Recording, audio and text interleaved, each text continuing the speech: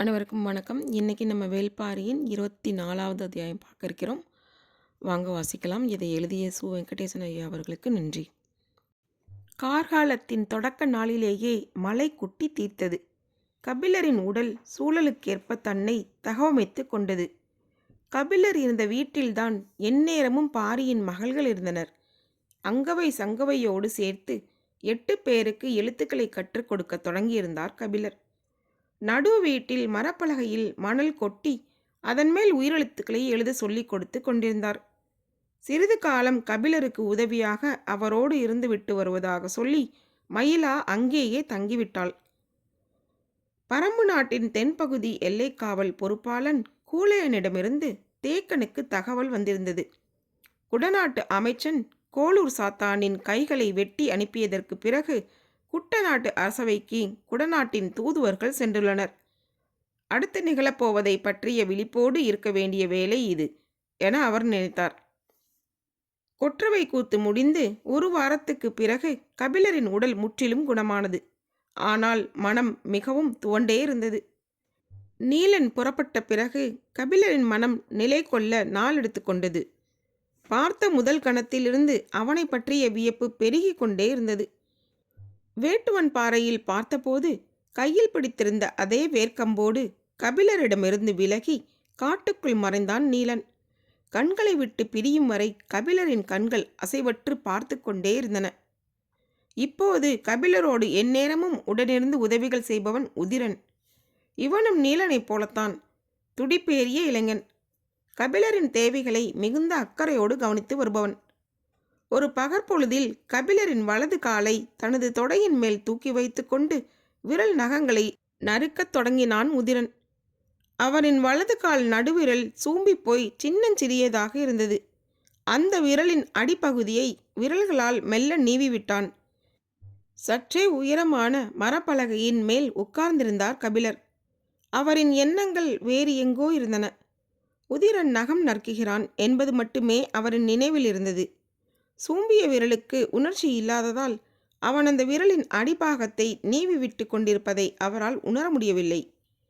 பரம்பு நாடே ஒரு தாய் போல் இருக்கிறது.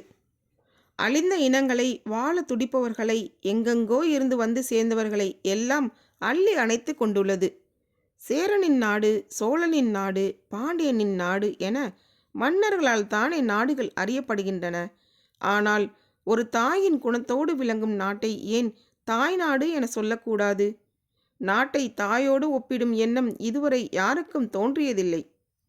சில மாதங்களுக்கு முன்னால் இப்படி ஒரு எண்ணம் தோன்றியிருந்தால் அது எவ்வளவு பொருளற்றதாக இருந்திருக்கும். மண்ணும் நாடும் உடைமையின் குறியீடுகள். அவற்றை போய் தாய்க்கு ஊமையாக எப்படி சொல்ல முடியும்? ஆனால் கொற்றவை கூத்தை பார்த்த பிறகு திசையற்றவர்களையும் நிலமற்றவர்களையும் தலைமுறை தலைமுறையாக அள்ளி அரவணைத்து நிற்கும் பரம்பு நாட்டை தாய்நாடு என சொல்வதை விட வேறென்ன சொல்ல முடியும் என்று கபிலரின் எண்ணங்கள் ஓடிக்கொண்டிருந்த போது அவரை அறியாமலேயே கண்கள் கலங்கின. ஒரு கணம் கண்களை மூடி சிந்தித்தார். தனக்குள் என்ன நிகழ்ந்து கொண்டிருக்கிறது? மேலெல்லாம் ஏன் சில்லிட்டு அடங்கியது? இப்போது நினைவுக்குள் என் தாய் வந்துவிட்டு போனாலே எப்படி? நினைவின் வழியே எதையோ கண்டறிந்துவிட நினைத்த போதுதான் அவர் கால் விரல் நினைவுக்கு வந்தது. மெல்ல குனிந்து கீழே பார்த்தார். அவ்வளவு நேரம் எங்கேயோ பார்த்தபடி இருந்த கபிலர் இப்போது குனிந்து தன்னை பார்க்கிறார் என்பதை அறிந்ததும் உதிரன் சொன்னான், உங்கள் வலது கால் நடுவிரலில் குருதியோட்டத்துக்காக அடிநரம்பை சற்று அழுத்தி நீவி விட்டேன். எதுவும் தொந்தரவாகிவிட்டதா? இல்லை என்று தலையாட்ட மட்டும் செய்தார் கபிலர். உதிரன் சொன்னான், நடுவிரல் சூம்பியுள்ளதால் நடக்கும் போது சற்றே இடறினாலும் தசை பிறண்டுவிடும். கூடுமானவரை பாதடியை கலற்றாதீர்கள். இப்போது தலையாட்டாமல் அவனையே பார்த்தார் கபிலர்.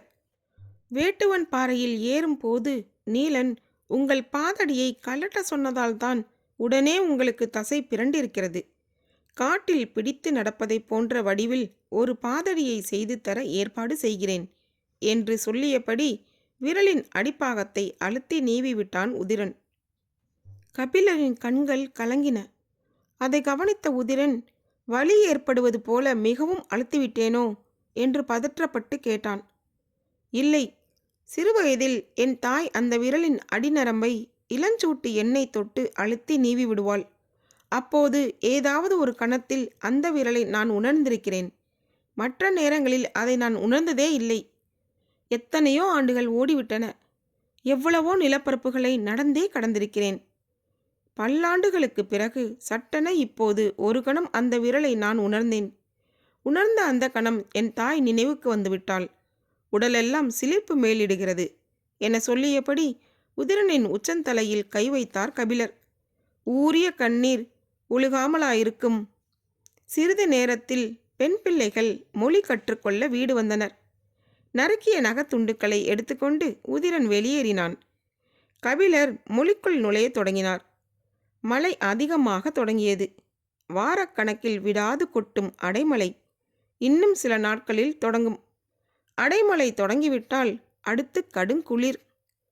தந்தரையிலிருந்து வந்தவர்களால் இந்த குளிரை தாங்க முடியாது. கடுங்குளிர் தாங்க கபிலருக்கு எலிமயிர் போர்வையை நெய்யுமாறு பாரி சொன்னான். குளிரிலிருந்து காத்து கொள்ள எவ்வியூரில் உள்ளவர்கள் முடியுள்ள தோல் ஆடைகளை பயன்படுத்துவர். அது காட்டில் வாழ்ந்து பழக்கப்பட்டவர்களுக்கு போதுமானது. புதியவர்களின் உடலுக்கு அது போதுமானதாக இருக்காது. அவர்களின் உடற்சூட்டை பாதுகாக்கும் மேலாடை தேவை. காட்டின் மிக உயர்ந்த பகுதிகளில் லவங்கமும் செங்கடம்பும் அடர்ந்து கிடக்கும் இடங்களில் பேரெலி உயிர் வாழும். இது பூனையை விட அளவில் பெரியது. பஞ்சினும் மெல்லிய மயிர்களே உடையது. பொங்கும் புகை போல பொசு பொசுவென இருக்கும் இதன் மயிர்களால் உருவாக்கப்படும் போர்வை உடலுக்கு மிகுந்த கதகதப்பை தரும். உடலின் சூட்டை வெளிவிடாமல் காத்து கொள்ளும். கடுங்குளிரையும் உடலோடு அண்டவிடாது. கபிலருக்கு எலிமயிர் போர்வையை நெய்ய தேவையான எலிகளை பிடித்தாக வேண்டும். உதிரன் 10க்கும் மேற்பட்ட இளைஞர்களை அழைத்து கொண்டு புறப்பட்டான். கபிலர் தானும் உடன் சென்று வருவதாக பாரியிடம் கூறினார். பேரெலி உயரமான கரும்பாறை இடுக்குகளில்தான் இருக்கும். இளைஞர்கள் மிக விரைந்து செயல்பட்டால்தான் அதை பிடிக்க முடியும். நீங்கள் அவர்களை பின்தொடர்வது கடினமாயிற்றே என்றான் பாரி. நான் என்ன விரட்டியா பிடிக்கப் போகிறேன்? பிடிக்கப் போகிறவர்களை பின்தொடரப் போகிறேன். முன்னேறுவதை விட கடினமானது பின்தொடர்வது. பின்தொடரக்கூட முடியாத அளவுக்கு நான் தளர்ந்து விடவில்லை. எனக்கு வயதாகிவிடவும் இல்லை.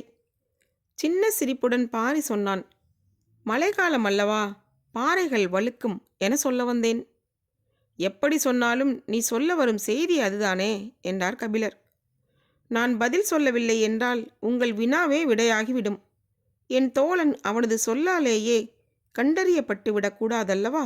எந்த பக்கம் போய் மறித்தாலும் தப்பித்து போகும் வல்லமை கொண்டது என்று உதிரன் சொன்னது பேரெலியை மட்டும்தான் என நினைத்துவிட்டேன். பாரி சிரித்துக்கொண்டே கபிலரை கட்டி அணைத்தான்.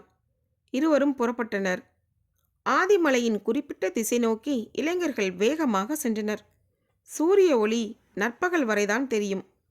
அந்த பொழுதுக்குள் பிடித்தால்தான் உண்டு. நாளொன்றுக்கு 2 பிடிப்பதே கடினம்.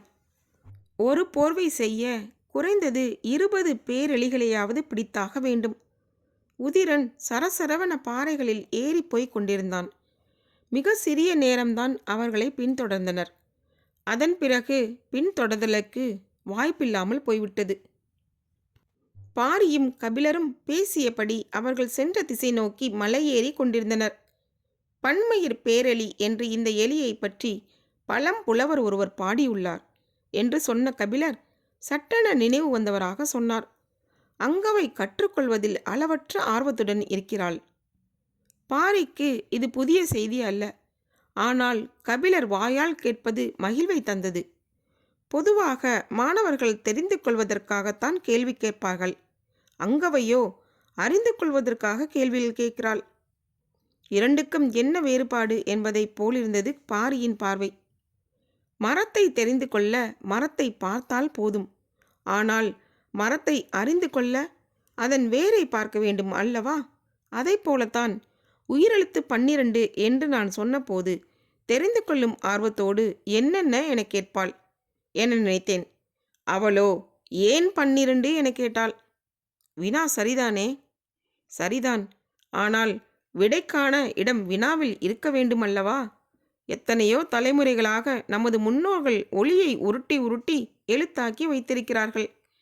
நீர் போன இடத்தில் பதியும் தடம் போல பேசும் ஒளிக்கு ஒரு தடத்தை உருவாக்க முயன்றிருக்கிறார்கள்.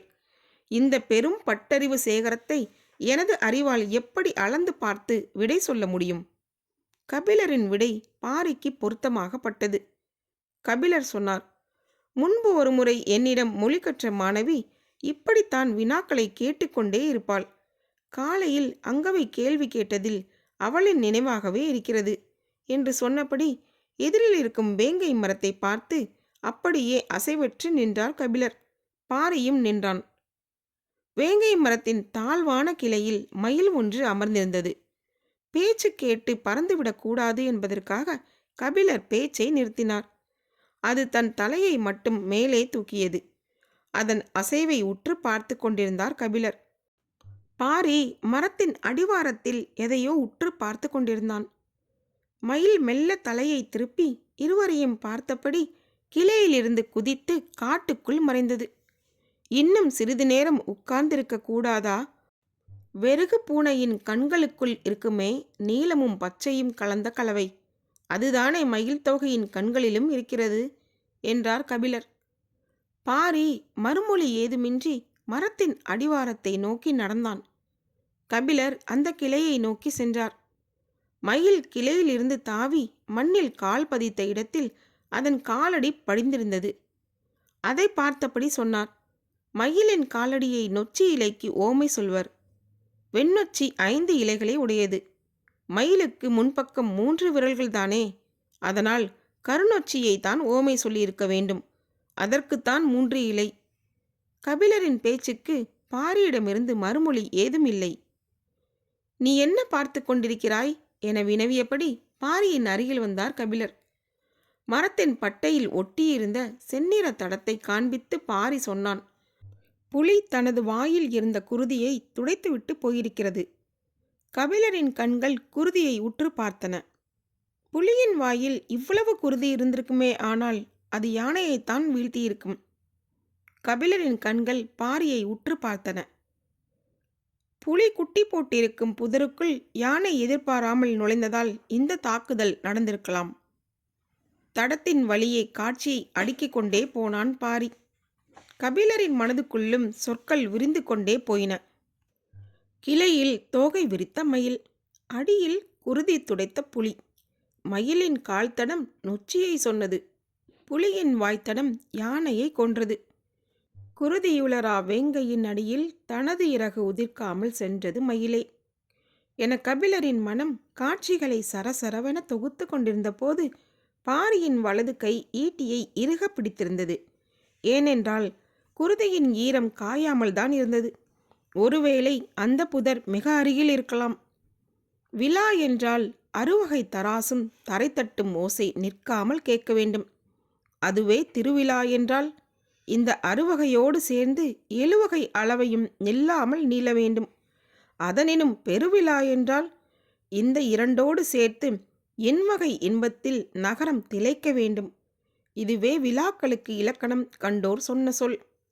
மாமதுரையின் வணிக சாலையில் குவிந்துள்ள மக்களின் கூட்டம் குறைவதாக இல்லை. மாணிக்க கற்களை நிறுத்தும் மிகச்சிறிய மணித்தராசும், தங்க நகைகளை நிறுத்தும் பொன் தராசும், உலோகங்களை நிறுத்தும் உலோக தராசும், பண்டத்தராசும், மரத்தராசும், தூக்கு தராசும் நிலை கொள்ளாமல் இரவு முழுவதும் ஆடியபடியே இருந்தன. தராசு தட்டு தரைத்தட்டும் ஓசை இடைவிடாது ஒலிக்கும் இசை அரங்கம் போல கேட்டுக்கொண்டே இருந்தது. துலாமுள்ளின் தலையாட்டல் நின்ற பாடில்லை. நிற்காமல் துடிக்கும் வணிகத்தின் வாள் அதுதானே. பண்டக காப்போன் எண்ணற்ற கணக்கர்களோடு அமர்ந்து நாள் கணக்கில் கணக்குகளை போட்டுக்கொண்டே இருந்தான். இந்த திருமணத்துக்கு வரப்போகும் தேர்கள் எத்தனை?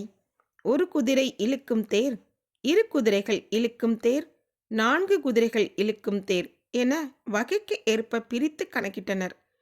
குதிரைகள் தவிர பிற விலங்குகளால் இழுத்து வரப்படும் தேருக்கு மணவிழா முடியும் வரை கோட்டைக்குள் அனுமதி இல்லை. அதே போல சிறிய பல்லக்குகளுக்கும் சிவிகைகளுக்கும் அனுமதி இல்லை. 4 பேர் சுமக்கும் பெரும் பல்லக்குகளுக்கும் 8 பேர் சுமக்கும் மணி பல்லக்குகளுக்கும் யானையின் மேல் பொருத்தப்பட்ட கூண்டு பல்லக்குகளுக்கும் மட்டுமே அனுமதி. தேர்களின் எண்ணிக்கையை உய்தறிந்து அதன் அடிப்படையில் தேரிழுக்கும் விலங்குகளின் எண்ணிக்கை கணக்கிடப்பட்டது. விலங்குகளுக்கு தேவையான கூலங்கள் கணக்கிடப்பட்டன. பணியாளர்களின் எண்ணிக்கையையும் விருந்தினர்களின் எண்ணிக்கையையும் கணக்கிட்டனர். நெல், வரகு, தினை, சாமை தொடங்கி எள், கொள், அவரை, மொச்சை வரையிலான 18 வகை கூலங்களையும் நிறுத்தல், முகர்தல், பெய்தல் அளவைகளை கொண்டு தேவைகளை கணக்கிட்டனர். பண்டக காப்போனின் அறை முழுவதும் கணக்குகள் நிரம்பி வழிந்தன. இரவும் பகலும் இதே வேலையாக இருந்ததால் ஏடுகளில் எழுதாமலேயே எண்களை ஒப்புவித்து கொண்டிருந்தனர். ஒரு படிக்கு அவரை 1800 பயறு, 14,800 அரிசி, 38,000 இருக்கும் என எண்ணிக்கையை நினைவுகளின் பகுதியாக்கினர். குதிரைகளின் கட்டுத்தறி கணக்குக்குள் துல்லியமாக தயாராகின. ஆட்டுத்தோல் பிடிக்கொண்ட கசை எத்தனை தேவை என்பதில் தொடங்கி கண்பட்டி, கடிவாளம் வரை குதிரைக்கு தேவையான பொருட்கள் எவ்வளவு, கொள், புல், தண்ணீர், வேலை தவறாமல் கொடுக்க வேண்டிய அளவுக்கான மொத்த கணக்குகளும் எழுதப்பட்டன. கட்டுத்தறியின் துர்நாற்றத்திலிருந்து நகரத்தை காப்பாற்ற கணக்குகளே அச்சாணிகளாக இருந்தன. எண்ணற்ற விழாக்களையும் திருவிழாக்களையும் கண்ட மதுரை இப்போது பெருவிழாவுக்காக தயாராகியது. இன்னும் சிறிது நேரத்தில் மணமகள் வந்திறங்க இருக்கிறாள். அவரை வரவேற்க நெடுங்கல் சாலை முழுவதும் பேரலங்காரம் பூண்டிருந்தது. எங்கும் அரச குலத்தினர் திரண்டிருந்தனர். வரப்போகும் மதுரையின் குலமகளுக்காக மாமன்னர் குலசேகர பாண்டியன் இன்று அதிகாலை வைகையில் நீராடி பொன்னால் செய்யப்பட்ட தும்பைப்பூவை 20 மாவீரர்களுக்கு பரிசாக வழங்கினார். பொன்னரி மாலையும் நெற்றி பட்டமும் சூடிய பட்டத்து யானை முன்னே வந்தது. அதைத் தொடர்ந்து பொன்னால் செய்யப்பட்ட சேணமணிந்த குதிரைகளில் பொன்பூவை சூடிய மாவீரர்கள் 20 பேர் அணிவகுத்து வந்தனர். அதற்கு அடுத்து மின்னும் தலையணிகளும் சங்கு வளையல்களும் செந்நிற வடமும் இடையணியும் அணிந்த அழகு பதுமைகள் எண்மர் பொற்கிடுகு மேயப்பட்ட சிறு பல்லக்கை தூக்கி வந்தனர். பெண்கள் பல்லக்கு தூக்கி வருவதை மதுரை முதன்முறையாக கண்டது. நெடுங்கல் சாலையில் விலக முடியாத பெருங்கூட்டம் நின்றது. இளமருதனும் செவ்வியனும் கூட்ட நெரிசலில் திணறியபடி நின்று கொண்டிருந்தனர். இந்த அரிய காட்சி என்றைக்கு கிடைக்கும்? எவ்வளவு நெரிசல் இருந்தாலும் வந்து இறங்கும் இளவரசியாரை பார்க்காமல் போவதில்லை என்ற முடிவோடு இருவரும் நின்றிருந்தனர். நெடுங்கல் சாலையின் திருப்பத்தில்தான் அவர்கள் நின்றிருந்தனர். அங்கிருந்து பார்த்தால் தொலைவில் பல்லக்கில் வந்து இறங்கி அரண்மனையின் நெடும்படி ஏறி உள்ளே செல்வதை பார்க்க முடியும். பொன்னால் ஆன தும்பைப்பூ சூடிய வீரர்களின் அணிவகுப்பை தொடர்ந்து பெண்கள் எண்மர் தூக்கி வரும் சிறு பல்லக்கு முதலில் வந்து நின்றது.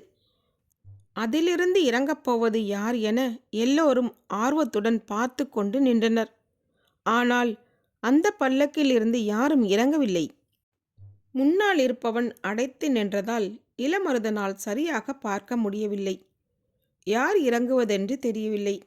சற்றே விலகுங்கள் என்று கூறினான்.